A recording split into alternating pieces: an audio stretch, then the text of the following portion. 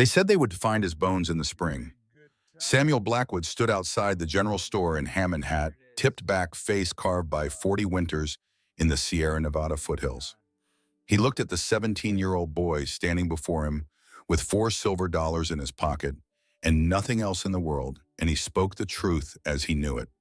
You'll freeze inside whatever shack you find. When spring comes, they'll find your bones. The boy Nathaniel Hayes did not blink. His hands hung at his sides, already showing the first signs of calluses from splitting wood for Mrs. Chen's boarding house. His shoulders were thin, but squared his jaw, set in a way that suggested he had learned early how to swallow pain without showing it. Samuel handed him a biscuit wrapped in brown paper. The gesture was neither kind nor cruel.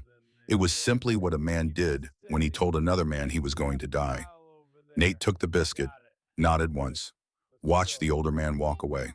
What Samuel Blackwood did not know, what the entire town of Hammond could not know, was that Nathaniel Hayes had already learned the most important lesson of his young life. He had learned it from his father, who abandoned the family when Nate was 12. He had learned it again from his uncle, who would abandon him this very summer. The lesson was simple and terrible. A man's promises are worth less than win or win. And if Nate was going to survive, he would do what his father never managed. He would keep a promise to himself. The promise was equally simple: do not die like him. 3 weeks earlier, Nate had been chopping wood behind Mrs. Chen's boarding house in Visalia when the letter arrived. The messenger was a teamster passing through a man with dusty boots and eyes that would not meet Nate's when he handed over the envelope. Inside the boarding house kitchen, with the smell of lye soap and yesterday's stew hanging in the air, Nate unfolded the single page. His Uncle Walter's handwriting was neat and efficient, the letters formed by a man who had little time and less sentiment. Walter had remarried. Walter had moved upriver. Walter would not be sending money. Walter would not be keeping the promises made beside his sister's grave 2 years ago, when consumption took Nate's mother and left the boy with nothing but her wool coat and the memory of quilts she used to sew. Nate read the letter twice. His hands trembled slightly as he folded it again, but his face showed nothing. He had learned that too in the 2 years since his mother died, how to hide the hurt behind a mask of stone. Mrs. Chen appeared in the doorway, her expression mixing sympathy with the harder edge of necessity. She was a widow herself, running a boarding house on the margins of survival. She could not afford charity. 1 week, Nathaniel, she said quietly. After that, you'll need to find somewhere else. He nodded, picked up the axe, returned to the woodpile. Each stroke of the blade was a silent vow. Father abandoned us. Uncle betrayed me. But I will not abandon myself. That night, by the light of a single oil lamp, Nate counted his money. $4.30 in coins and crumpled bills. After he paid Mrs. Chen for the final week, he would have exactly $4. $4 silver. He counted them 3 times as if the numbers might change through sheer force of will. They did not. The mathematics were simple and brutal. $4 could buy 8 loaves of bread, 4 nights of lodging, 2 weeks of rice if he was careful. $4 could not buy safety. $4 could not buy winter shelter. $4 could not buy a future. But $4 could buy time. And time was the only currency he had left. He packed his belongings in a cloth bundle, his mother's coat worn thin at the elbows but still holding warmth, 2 shirts, 1 pair of work pants, and his father's knife, the only thing the man had left behind besides debts and broken promises. He wrapped the coins carefully in a square of oilcloth and tucked them deep in his pocket. Before dawn, he set out walking east toward the mountains. The road shimmered in July heat. The earth was cracked from months of drought, the grass lying flat and brown like old straw. Nate walked 18 miles in 2 days, his boots raising small clouds of dust with each step. At night, he slept beside the road with his coat folded under his head and hunger sitting beside him like a quiet companion. His feet blistered, his stomach twisted and knotted, but he kept walking. On the 3rd day, he reached Lemon Cove. The town was small, a collection of wood-frame buildings clustered around a dusty main street. Nate tried the bakery, first offering to work for food. The owner, a heavy woman with flour on her apron, shook her head before he finished speaking. "No work for boys alone," she said and closed the door. At the laundry, the response was the same. At the boarding house, the landlord took one look at him and said, "We don't hire Hayes family." Nate tried 4 more places. Each door closed in his face. At the general store, Mrs. Patterson finally explained what everyone else had left unsaid. Your uncle owes half this county, son. Trust doesn't pass through blood, but debt does. Nobody's going to take a chance on you. He offered to work just for meals, just for a place to sleep, just for anything. She shook her head, not unkind, but final. Outside, the sun beat down on the empty street. Nate stood there for a long moment, feeling shame burn in his chest like live coals. But shame was useless. Shame would not fill his stomach or put a roof over his head. He turned east again and kept walking. Woodlake was worse. The women looked away when he asked about work, their faces carefully blank. The men looked at him differently. Too long, with a calculation in their eyes that made his skin crawl. At the lumber camp on the edge of town, the foreman leaned against a stack of fresh-cut pine and smiled in a way that was not friendly at all. The man smelled of whiskey and sweat, his shirt stained dark under the arms. "We got work for a boy like you," the foreman said, and something in his voice made Nate take a step back. The man laughed. "Don't be shy now." Nate turned and walked away, trying not to run. Behind him, the foreman called out something crude, and the other men laughed. It was the first time Nate felt real danger, not from nature or weather or the hard mathematics of survival, but from other people, from what they might want from a boy alone with no family and no protection. He left Woodlake before dark and did not look back. At the Kaweah River, he knelt by the water and washed his face. The cold shocked his skin. He cupped his hands and drank until his stomach cramped, then sat back on his heels and stared at his reflection in the slow current. The face looking back at him was already changing. Leaner, harder, the softness of boyhood burning away under the relentless sun. You running from something or running towards something? Nate turned fast, hand instinctively going to the knife at his belt. The man standing 10 feet away held up both hands in a gesture of peace. He was in his middle 40s, weathered and solid, with the look of someone who worked outdoors for a living. A fishing pole leaned against a nearby rock, and a small catch of trout lay in the grass beside it. "Easy, son," the man said, just making conversation. Nate's hand stayed on the knife handle. "I'm not looking for trouble." "Neither am I." The man studied him for a moment, then reached into a saddlebag and pulled out a cloth-wrapped package. He tossed it to Nate, who caught it reflexively. "You look hungry." Inside the cloth was bread and smoked fish. Nate wanted to refuse, wanted to throw it back and walk away with his pride intact. But pride was another luxury he could not afford. He nodded his thanks and ate, trying not to wolf the food down like a starving dog. The man went back to his fishing. After a while, he spoke again. "Name's Henry Porter. I log timber up near 3 Rivers. Nate Hayes." Hayes. Henry's tone was neutral, but Nate heard the recognition in it. "You kin to Walter Hayes?" "He's my uncle." "Was your uncle, sounds like." Nate said nothing. Henry cast his line into the river and watched the water for a while. "So which is it?" Henry asked. "Running from or running toward?" Nate thought about it. "Running toward nothing, I guess." Henry nodded slowly. "That's still a direction." They sat in silence while the sun moved across the sky. Finally, Henry reeled in his line and gathered his fish. "There's a town ahead. Hammond. Last stop before you get to the big trees." "The sequoias." "That's right." Henry shouldered his pack. "Those trees have been standing longer than any of us. Maybe they know something we don't." He walked away without saying goodbye, but Nate felt the first small flicker of something that might have been hope, or at least the memory of what hope used to feel like. Hammond was smaller than Woodlake, bigger than Lemon Cove. A timbered town, rough and functional, built around the business of cutting down giants and turning them into lumber. The main street smelled of sawdust and fresh-cut wood. Nate walked into the general store with his last shreds of optimism and asked the man behind the counter about work. The man, Owen Mitchell, was thin and balding with ink stains on his fingers from keeping ledgers. He started to shake his head, then stopped as someone spoke from the back of the store. "You're the Hayes boy." Nate turned. Samuel Blackwood stood near the pot-bellied stove, even though it was summer and the stove was cold. He was maybe 50 years old, with a face that looked like it had been carved from the same granite as the mountains. His eyes were neither kind nor cruel. They simply assessed the way a rancher might assess a calf at market. Yes, sir, Nate said. Samuel walked closer, his boots solid on the plank floor. Heard about your uncle. Heard he moved upriver, started over. That's right. Left you with nothing. It was not a question, so Nate did not answer. Samuel looked him over, taking in the dusty clothes, the too thin frame, the calloused hands that showed the boy was willing to work but had not yet built real strength.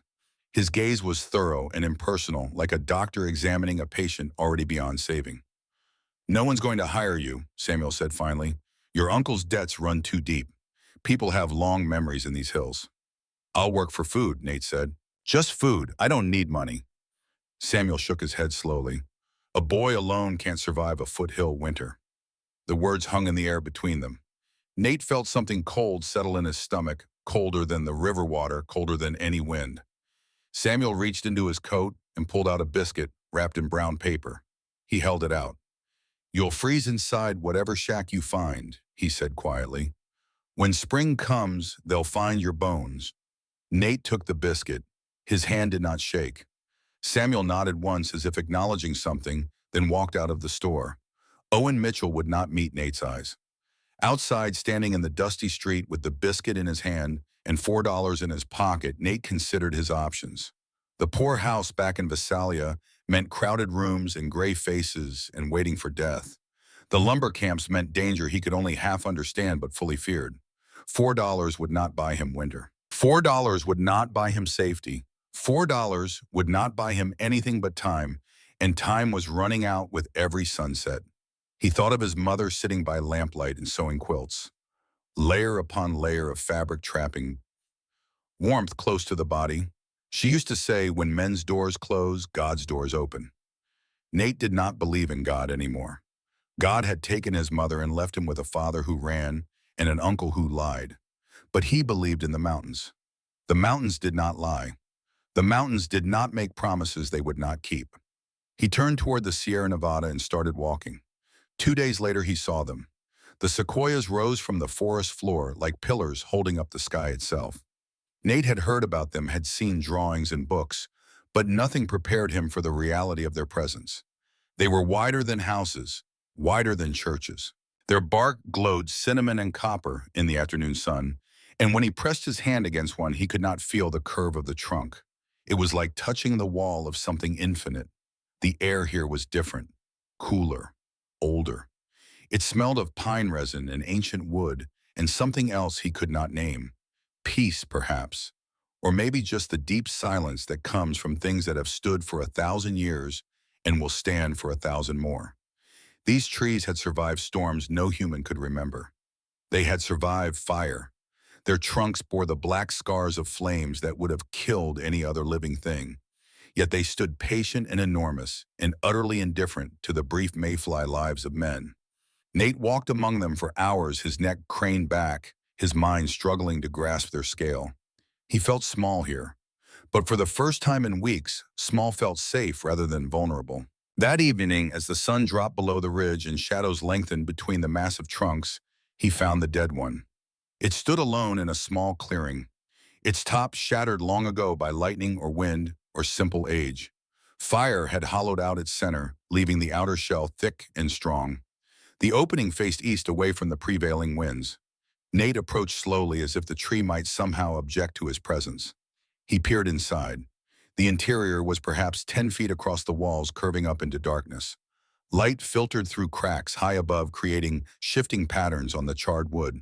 The floor was covered in old needles and dust. It smelled faintly of smoke, as if the fire that had hollowed it was still dreaming somewhere deep in the wood. He stepped inside. The temperature dropped immediately. The thick bark blocked the last rays of sun, creating a cool dimness that felt like stepping into a cave or a cathedral. Nate ran his hand along the inner wall. The bark was nearly 2 feet thick. 2 feet of layered fiber, dense and complex, filled with tiny pockets of air. He thought of his mother's quilts again. Layers of cloth trapping warmth. If this bark had kept fire from burning through to the living tree inside, could it keep winter cold from reaching him? The thought was insane. Living in a dead tree, trusting his life to burned out wood and bark that might rot through at any moment. Samuel Blackwood had told him he would die, and this would only prove the old rancher right. But Nate stood there in the cool darkness, feeling the solid presence of the wood around him, and something shifted in his chest. A decision forming. Not hope exactly, but determination. This was not a house. It was not safe, but it was already built, and he had nothing else. For 3 days, Nate circled that sequoia. He studied it the way a buyer studies a horse looking for signs of weakness or rot. He examined the roots, checking how deeply they gripped the earth. He looked up at the trunk still rising straight and strong despite the hollow core. He watched how the other sequoias around it stood, how they bent in the wind but did not break. On the 4th day, he made his choice. Henry Porter found him dragging planks from an old burned-out mill site, hauling them one at a time up the slope toward the clearing. "You planning to live in Biden, a standing dead sequoia?" Henry asked. "Yes." Henry was quiet for a moment. "It could fall without warning. Bury you under 2,000 tons of wood." "It could," Nate agreed. "That's a hell of a way to die." "Better than some." Henry studied him, and Nate saw something flicker in the older man's eyes. Recognition, maybe. Or memory. When Henry spoke again, his voice was softer. "If you're going to do this, do it right. Don't half finish dying." It was not quite approval, but it was not condemnation either. Henry left without offering help, but 2 days later, Nate found a good axe leaning against a tree near his camp. The next day, 3 wool blankets appeared tucked under a rock where they would stay dry. Nate never thanked him. Some gifts were better acknowledged through silence. By late August, Nate had spent $3.80 on a small cast-iron stove. It was old and dented, bought from a farmer's widow who thought he was crazy for wanting it. Owen Mitchell, selling him the stovepipe in his general store, shook his head. "That won't heat a cabin, boy." "It doesn't need to heat a cabin." Nate hauled the stove up the mountain in pieces, his arms trembling from the weight, his shoulders burning, his stomach hollow with hunger. He had 20 cents left. 20 cents and a hollow tree in winter 4 months away. He installed the stove inside the sequoia, positioning it carefully away from the walls. Using his father's knife and a borrowed saw, he cut a ventilation hole through 18 inches of bark, angling it so rain would not come straight down. It took him 2 full days of cutting, his hands blistered and bleeding by the time he finished. On September 1st, he lit his first fire. The kindling caught. The flames spread to larger wood.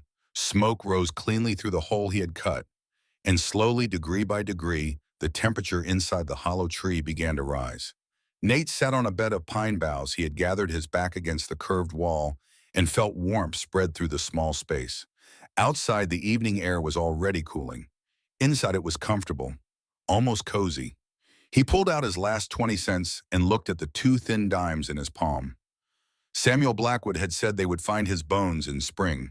The men in town were probably already betting on when he would freeze, when he would give up and come crawling back to beg for shelter. Maybe they were right. Maybe he would not last until the first snow. Maybe this hollow tree would become his tomb. But as smoke rose through the hole in the bark and the fire crackled in the small stove and the sequoia walls curved around him like protective hands, Nate made another promise to himself. If he was going to die, he would die learning why this tree had stood for 1,000 years. He would die understanding what the mountains knew that men had forgotten. He would die on his own terms, or he would not die at all. Outside the foothill, men were already making their predictions.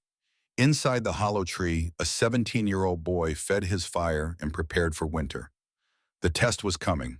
The first week taught Nate the difference between wanting to survive and knowing how. August mornings came cold in the high country, even in summer.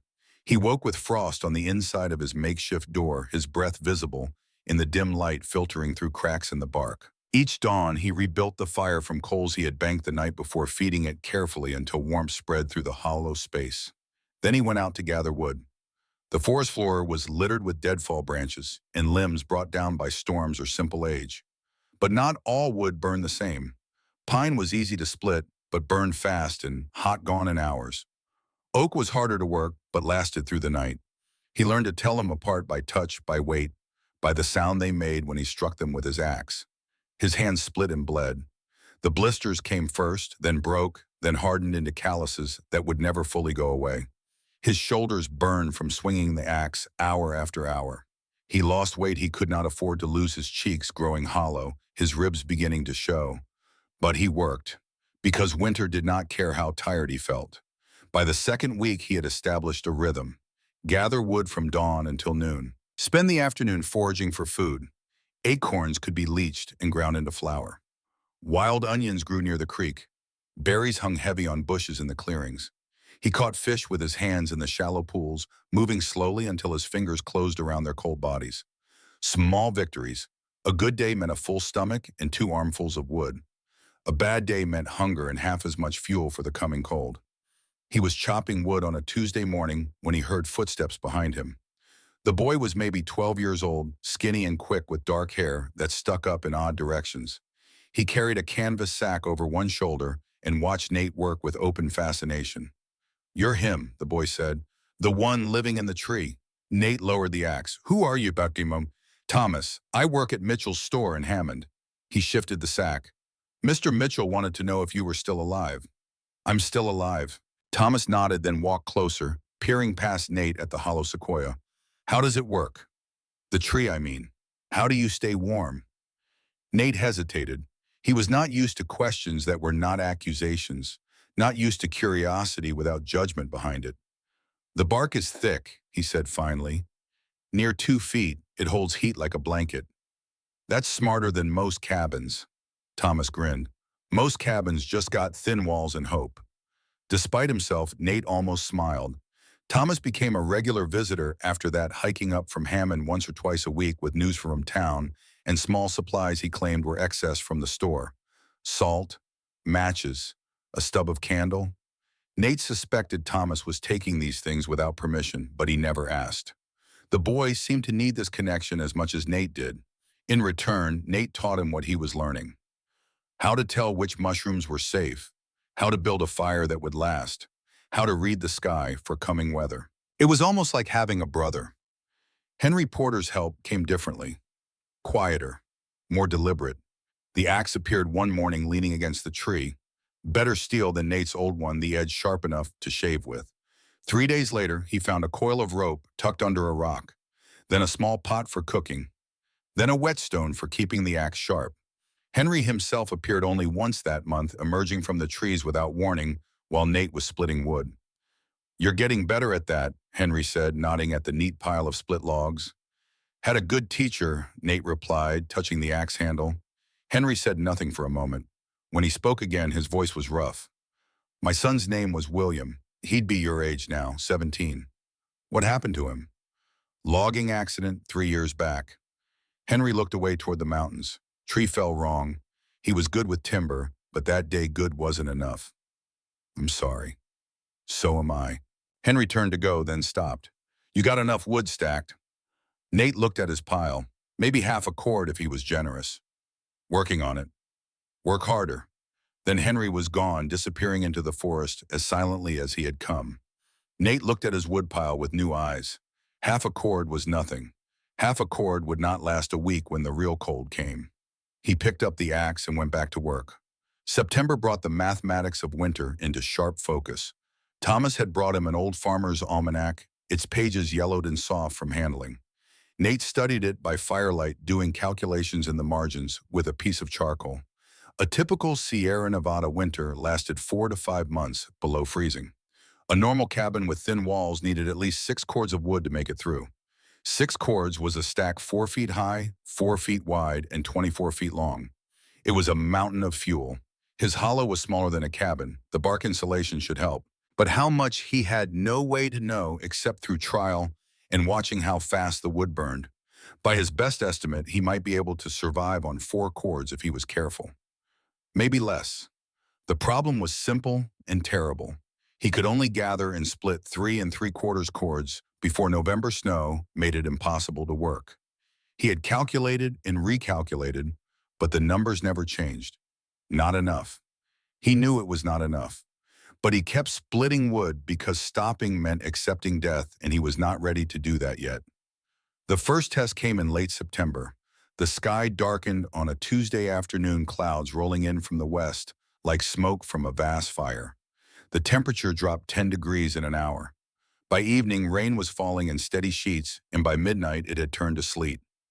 Nate sealed his door with mud and pitch stuffing, every crack with moss. The wind howled through the trees and he heard branches breaking somewhere in the darkness. The sequoia creaked and swayed, and for the first time he wondered if it might actually fall. He fed the stove carefully, burning a quarter quart over 3 days while the storm raged outside.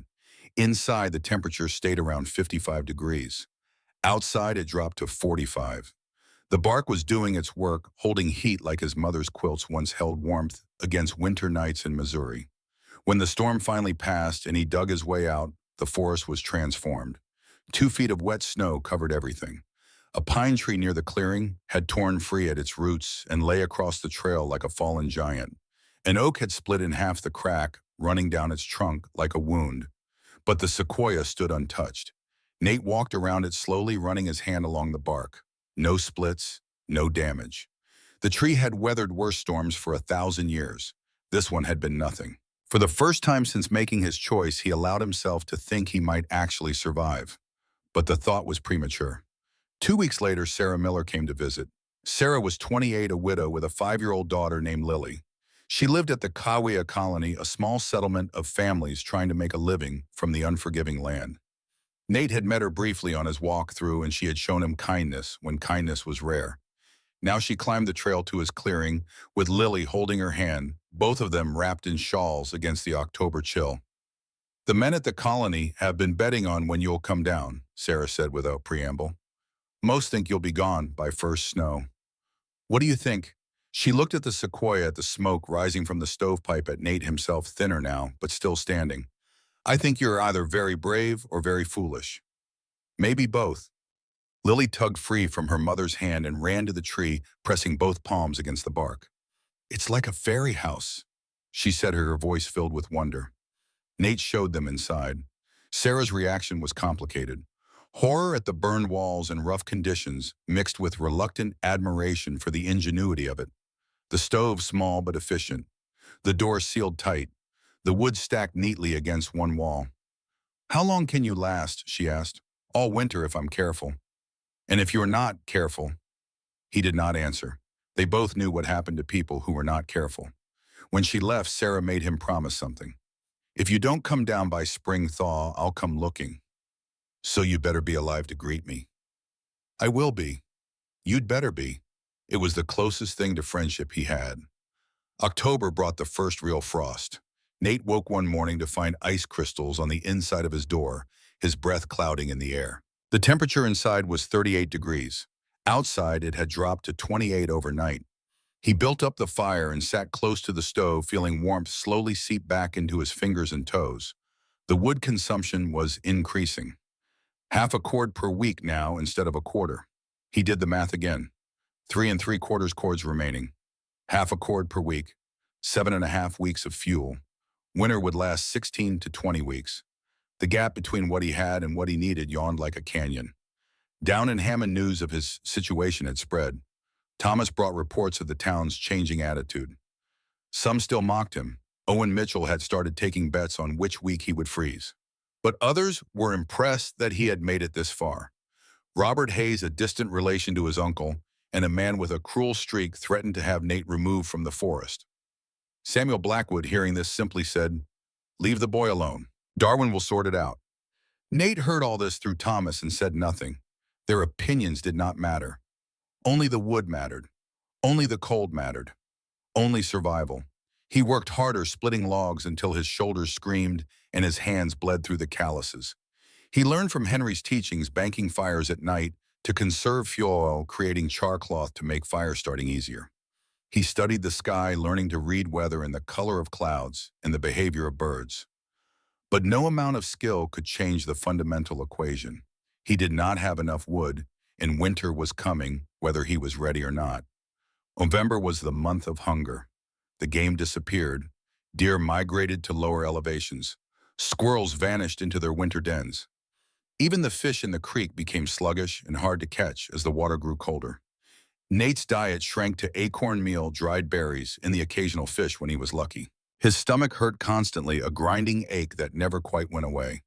He grew thinner. His cheeks hollowed. His ribs showed clearly beneath his skin. Thomas brought scraps when he could.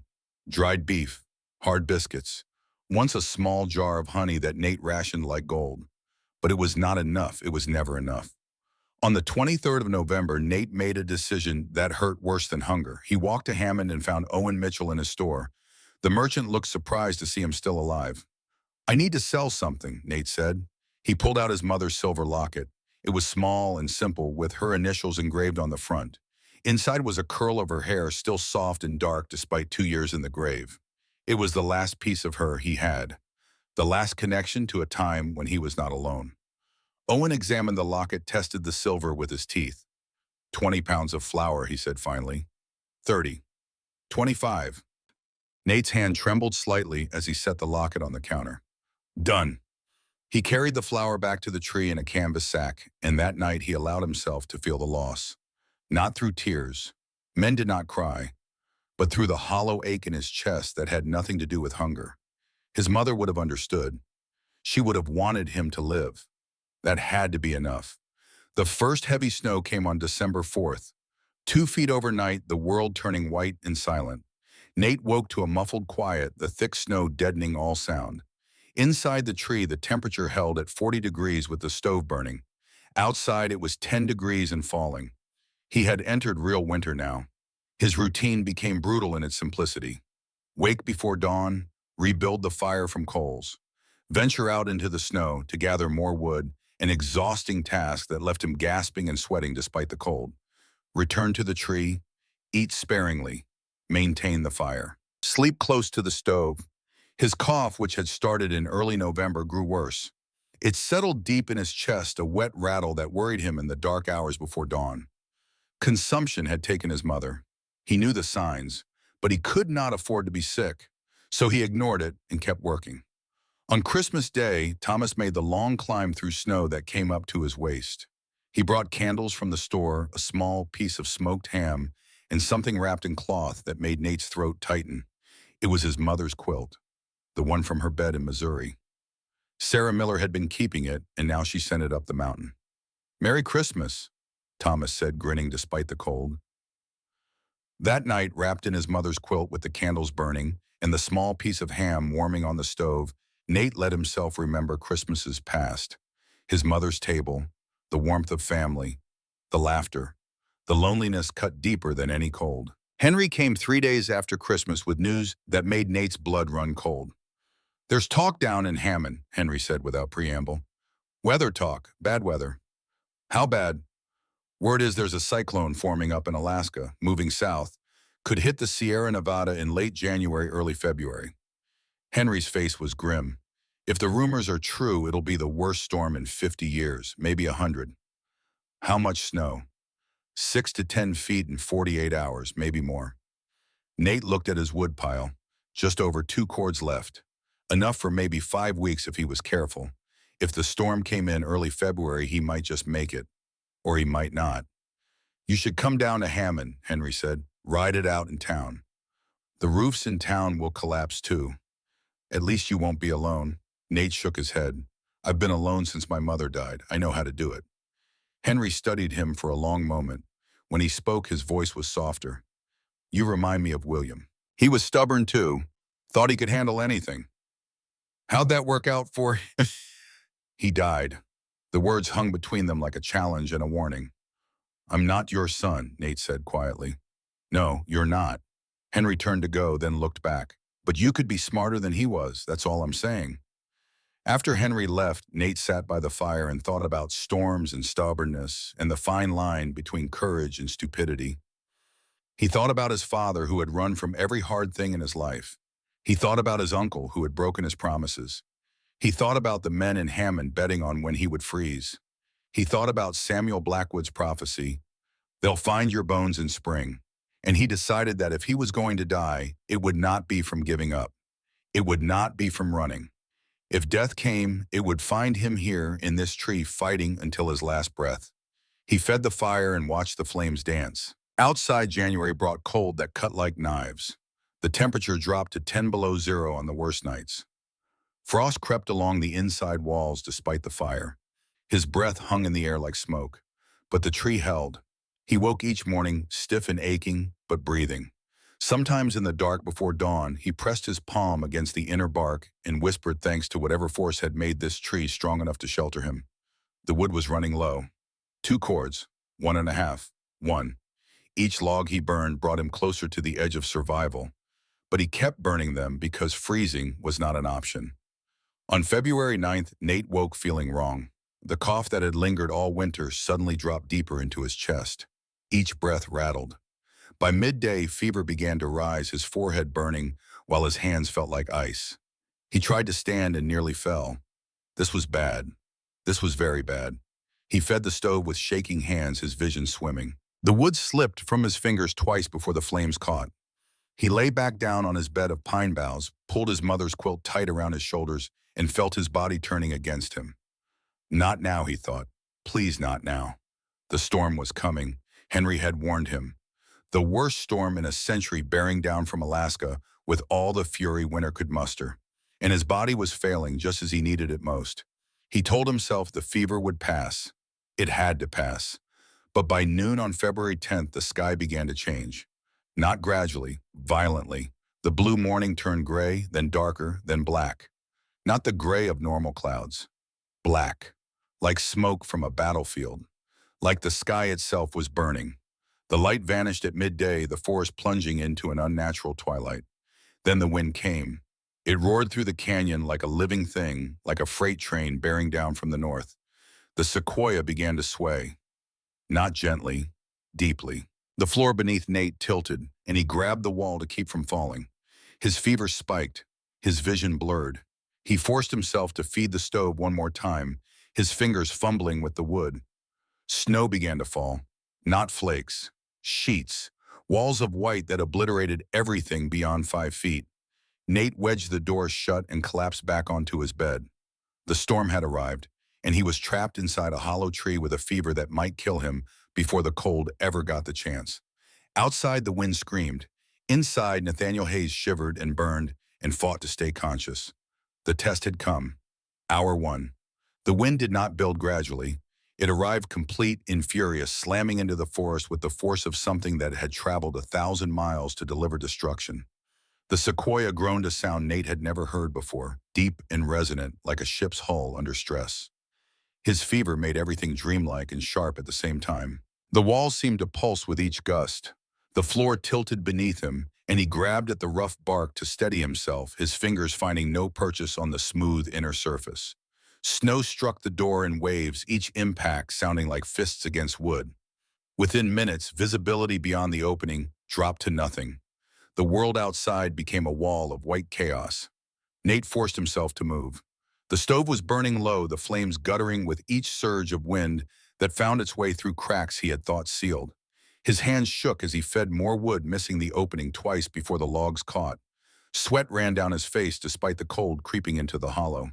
The fever was eating him from the inside. His mother had burned like this before the consumption took her. He remembered her skin hot to the touch, her eyes bright and unfocused, her breath coming in short gasps. He was following her path, but not yet, not while he could still move. Hour 3 brought the first tree fall. The crack was like a cannon shot loud enough to cut through the wind's roar. Something massive gave way in the forest, the sound of rending wood, followed by a crash that shook the ground. Nate felt it through the sequoia's roots, a tremor that traveled up through the hollow trunk. He pressed his back against the wall and tried to calculate distance. 100 yards, 200. Close enough to matter. Close enough to remind him that these trees, ancient and enormous as they were, could still fall, could still kill him. The sequoia swayed again, deeper this time. Nate's stomach lurched. He had trusted this tree with his life, but trust was a fragile thing when the world was trying to tear everything down. Feed the fire, keep the heat, stay conscious. Those were the only thoughts that mattered. By hour 6, the snow had buried the door. Nate discovered this when he tried to check how much had accumulated. The door would not budge. He put his shoulder against it and pushed with what strength the fever had left him. Nothing. He was sealed inside. The realization should have terrified him. Instead, he felt an odd calm settle over his fevered mind. Snow was cold, yes, but snow was also insulation. The bark and the snow together would create a barrier thicker than any cabin wall in Hammond. If the tree did not fall, if the fever did not kill him, if the fire did not go out. Too many ifs. He pulled his mother's quilt tighter and lay back down on the pine boughs. The temperature inside had dropped to 40 degrees despite the fire. His breath clouded in the dim light. Every muscle ached. Every breath rattled in his chest. Outside, the storm howled on. Hour 12, midnight of the first day. Nate woke to cold so profound it cut through the fever like a blade. The fire had burned down to red embers barely glowing in the darkness. No flames, no heat. He tried to sit up and could not. His body would not respond to his commands. The fever had stolen his strength, left him weak as a newborn. If the fire died, he died. The thought came with perfect clarity through the fog of sickness. No one would dig him out. No one even knew how deep the snow was getting. By the time anyone thought to check on him, spring would have come and gone. They would find his bones just as Samuel Blackwood had predicted. Fear cut through the fever, pure animal terror, that something was wrong, that death was close, that he had come all this way only to fail now, move. The command came from somewhere deep, from the same place that had kept him walking when hunger made his legs shake, that had kept him chopping wood when his hands bled, that had brought him to this tree in the first place. Move or die. Nate rolled off the bed, hit the floor hard. Pain exploded through his hip and shoulder, sharp and immediate and somehow clarifying. He gasped, the air burning his lungs. The stove was 6 feet away. It might as well have been 6 miles. He began to crawl, one arm forward, pull, other arm, pull. His body dragged across the rough floor, catching on roots and debris. 6 feet became an eternity of motion, each movement requiring decision and will and strength he was not sure he possessed.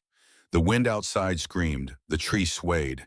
His vision narrowed to a tunnel focused on the dim red glow of the embers. His hand found the wood pile. Fingers closed around a log.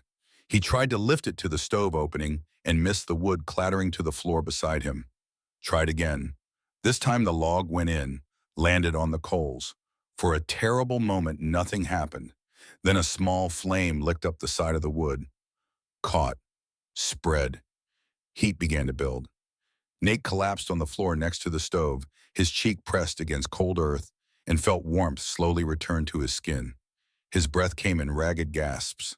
His heart hammered. Alive, still alive, still. Hour 18 brought dawn of the second day, though Nate only knew this because his internal clock said it should be morning. No light penetrated the snow that had buried his door. The hollow was dark except for the fire's glow. The fever had broken sometime in the night. He woke soaked in sweat, shivering violently, but his mind was clear for the first time in days. The fire in his blood had cooled, leaving him weak and wrung out but functional. The temperature inside the hollow had dropped to 36 degrees, cold enough to see his breath in steady clouds. But the tree was still standing. The fire was still burning. He was still breathing. Nate forced himself upright and fed the stove. His hands trembled, but they obeyed him now. He melted snow in his small pot and drank it slowly, feeling the cold liquid settle in his empty stomach. Outside, the wind had changed pitch. Not gone, but diminished. The worst might be passing. Or this might just be a lull before the storm renewed its attack. He had no way to know. Hour 24, he tried the door again. This time it shifted slightly when he pushed, moving perhaps an inch before meeting resistance. Snow, feet of it, maybe more. He was truly buried now.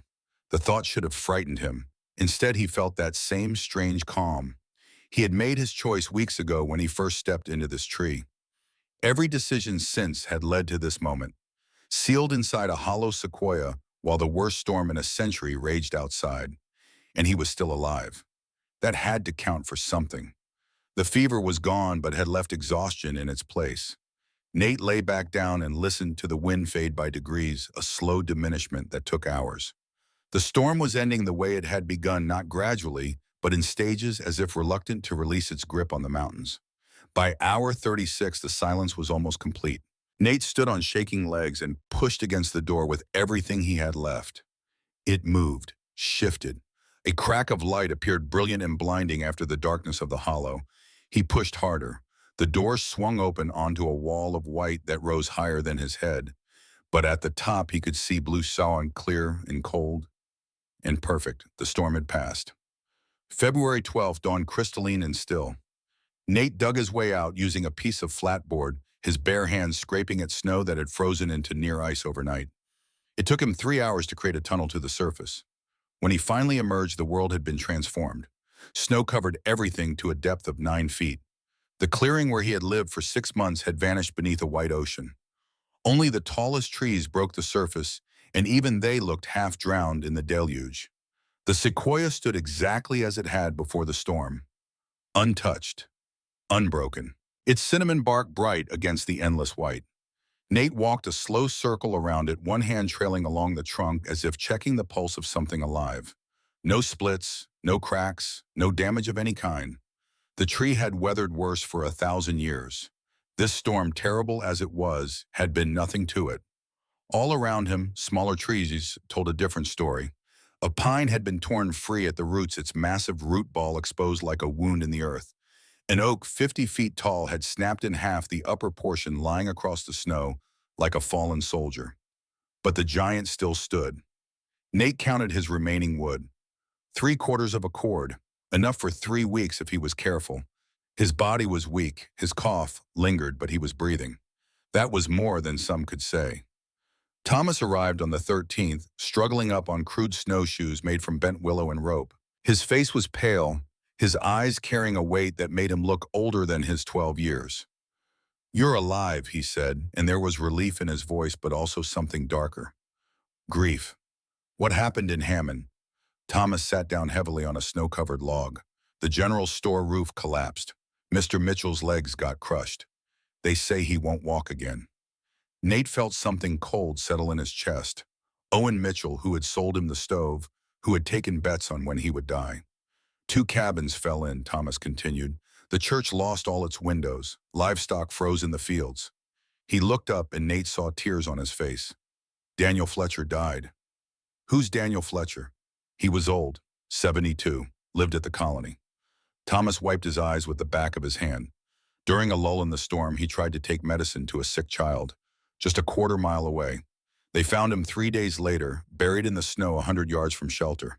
His tracks went in circles. The cold confused him. He died facing the wrong direction. The image hung between them, an old man disoriented and freezing, walking in circles, while safety was just beyond his reach. Nate had survived, and Daniel Fletcher had not. The unfairness of it sat like a stone in his gut. "You prepared," Thomas said quietly, reading his expression. "Mr. Fletcher thought he knew the land, thought experience was enough. But it wasn't." That evening, Henry Porter came. He requested to see inside the hollow, and Nate showed him. Henry stepped through the low door and removed his hat without thinking, the gesture automatic and respectful. The air inside was warmer than the snowfield outside. The bark curved like cathedral walls, ancient and protective. Henry ran his fingers along the thickness, feeling the layers that had saved Nate's life. He was quiet for a long time. When he spoke, his voice was rough with emotion. "We were burning furniture to stay warm in Hammond, breaking up chairs and tables just to make it through the nights." He looked at Nate. "And you were safer inside a dead tree." "The tree did the work," Nate said. "I just moved in." Henry shook his head. "Sometimes survival isn't about building more. Sometimes it's about understanding what already stands." He left without saying more, but Nate saw something in the older man's eyes he had not seen before. Not pity, not sympathy, respect. Samuel Blackwood came on February 14th. The old rancher rode up on a horse that struggled through the deep snow, its breath steaming in the cold air. He dismounted slowly and stood looking at the sequoia, at the smoke rising from the stovepipe that penetrated 18 inches of bark, at the boy who should have been dead. Samuel walked to the tree and placed his palm flat against the trunk. Stood there for a long moment, his weathered face unreadable. Finally, he spoke. "I've ranched these hills for 20 years, never seen a storm like that." He turned to face Nate. "I told you that tree would kill you."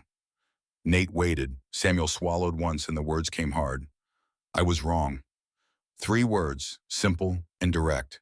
An admission that cost the old man something to speak aloud. Samuel did not apologize. Men of his generation did not apologize. But the acknowledgement was there, clear and honest. He mounted his horse and rode away without another word. The next day he returned with a cord of firewood, a slab of bacon, 50 pounds of flour, and a small bag of coffee. He set it all down in the snow outside the hollow. "Payment for a lesson," he said. "What lesson?" "That things which have stood the longest might know more than we do." Samuel pulled out a small notebook. These trees were here before my grandfather. They'll be here after my grandchildren are dust. Maybe we should listen to what they have to teach. He began measuring the bark thickness, studying the door seal, examining the stove placement. He took notes in careful handwriting, his questions precise and practical. Why? Nate asked. Because next time we should know better. Word spread through the foothills like water finding its level. The Hayes boy had lived. The hollow tree had stood when roofs fell and men froze within sight of safety. Families from the Kewaya colony made the difficult journey up to sea for themselves, bringing twine and notebooks, asking questions. How much wood did he burn per week? Where was the stove positioned? How did he seal the door against drafts? They measured the bark with careful hands. They studied how the tree had been modified. Some brought their children to touch the ancient wood as if it might transfer some of its strength to young hands. Sarah Miller came with Lily. The little girl looked up at Nate with wide eyes. Were you scared? She asked. Every day. But you stayed. Where else would I go? Sarah watched this exchange with something like wonder on her face. Later, as she prepared to leave, she said, You taught us something important, that sometimes the shelter we need is already there. We just have to be humble enough to use it. Within 2 weeks, Samuel Blackwood had organized a community initiative. Other hollow sequoias in the region were identified and marked as emergency shelters. Storage caches were placed inside them. Blankets matches dried food instructions written on oilcloth. Insurance against the next storm. Nate was consulted on each setup. Where to position a stove, how to seal a door, how to calculate wood needs. He gave his knowledge freely, asking for no credit. The tree did the work, he kept saying. I just lived in it. The community had shifted around him. The mockery was gone, replaced by respect. Even Robert Hayes, who had threatened to have him removed, fell silent. His own bunkhouses had collapsed in the storm while he was safe in town, and his workers had suffered for it. He left the county by summer, unable to meet the eyes of the men he had failed. Owen Mitchell, confined to a wheelchair, now sent word asking Nate to visit. The store owner sat in a small room above the shop, his crushed legs hidden beneath a blanket. I took bets on when you'd die, Owen said without preamble, made jokes about the crazy boy in the tree. I know. And you taught us all something. He held out a small leather purse. Back wages for the lessons learned. Nate tried to refuse, but Owen insisted. Let me have this dignity. Let me pay what I owe. Nate took the money and used it to buy new shoes for Lily Miller, whose old ones had worn through. Spring came slowly to the high country. The snow melted in stages, revealing a forest changed by winter's fury. Broken trees lay everywhere, their wood already beginning to rot. But the sequoias stood eternal, their presence a reminder that some things endure. Nate gathered wood again, but without fear now. He had faced the worst the mountains could offer and survived. Not through strength or luck, but through understanding. Through humility. Through listening to what the ancient trees had to teach. In May, when the roads reopened, he walked down to Hammond and found work as a cook at the Kewaya colony.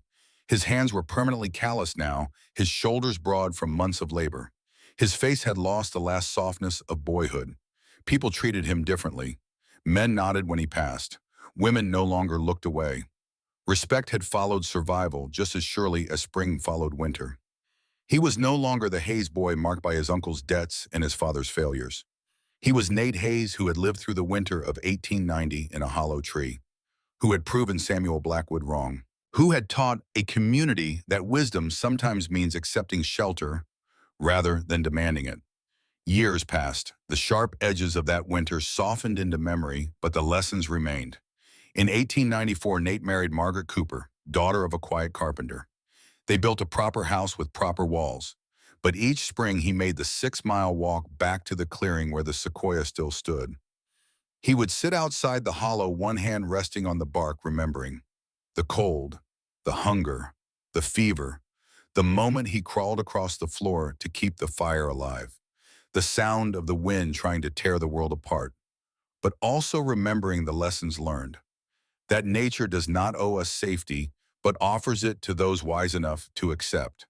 That survival sometimes means letting go of pride, that the strongest shelter is not always the one we build, but the one that was built long before we arrived. In the 1920s, when Nate was an old man, he brought his grandson to see the tree. The boy was 7, full of questions and energy. The sequoia had been designated an official historical landmark, now with a plaque reading Emergency Shelter, the Hayes Tree. Did you really live here, Grandpa? One winter. Were you scared? Every day. Then why did you stay? Nate touched the bark, feeling its familiar texture beneath his weathered hand. The tree was unchanged, patient, and enormous, indifferent to the decades that had transformed the boy who sheltered in its hollow into the old man who stood before it now. Because sometimes what we need is already there, he said quietly. We just have to see it clearly and trust what has stood longer than we have. The boy considered this, then placed his own small hand on the trunk beside his grandfather's. In that moment, Nate saw the lesson passing forward. Not just the story of his survival, but the deeper truth beneath it. That humility is strength. That listening is wiser than demanding. That some knowledge cannot be taught, only earned through facing what seems impossible and discovering it is not. The tree stood as it had for 1,000 years, silent, strong, waiting for the next soul who would need its shelter. And in the Sierra Nevada foothills, hollow sequoias were no longer marked as deadwood, but as refuges, because one 17-year-old boy had taught a community that survival is not always about building more. Sometimes it is about understanding what already stands before you. His bones had not been found in spring, as Samuel Blackwood predicted. Instead, he had lived to become an old man, a husband, a father, a grandfather. He had lived to see his name transform from a mark of shame to a legacy of wisdom. He had lived because a 1,000-year-old tree hollowed by fire and left for dead had one more gift to give, and he had been humble enough to accept it. The lesson remained carved deeper than any inscription, passed from man to man, father to son, generation to generation. Some things stand forever, and if we listen, they teach us how to stand as well.